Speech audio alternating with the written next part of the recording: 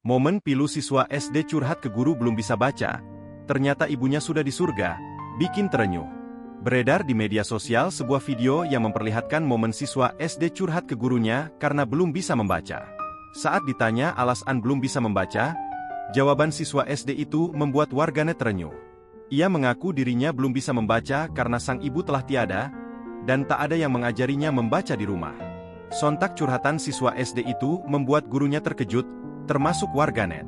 Momen siswa SD curhat belum bisa membaca itu viral dibagikan akun TikTok Sinanti Restu. Lazimnya anak-anak sekolah, jika sudah pulang ke rumah pasti belajar bersama ibunya atau ayahnya. Namun, bagaimana dengan nasib yang sudah tidak ibu di rumahnya, sementara ayahnya pun sibuk bekerja? Itulah kisah pilu yang dialami bocah SD ini. Inilah kisah mengharukan momen siswa SD temui gurunya dan ingin belajar baca. Sikap siswa SD ini sukses bikin netizen semua menangis massal dan memberikan semangat untuk tetap belajar.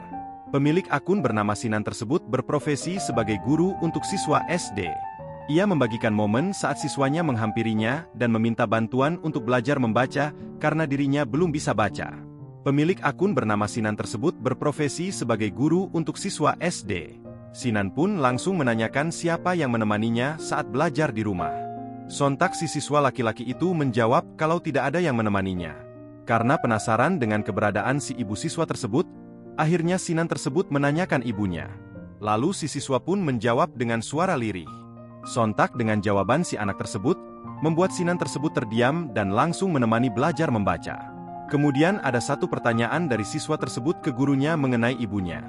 Dengan sikap polos si siswa yang ingin belajar membaca tersebut, auto sukses membuat yang melihat videonya terharu dan ikut miris dengan keadaan si siswa.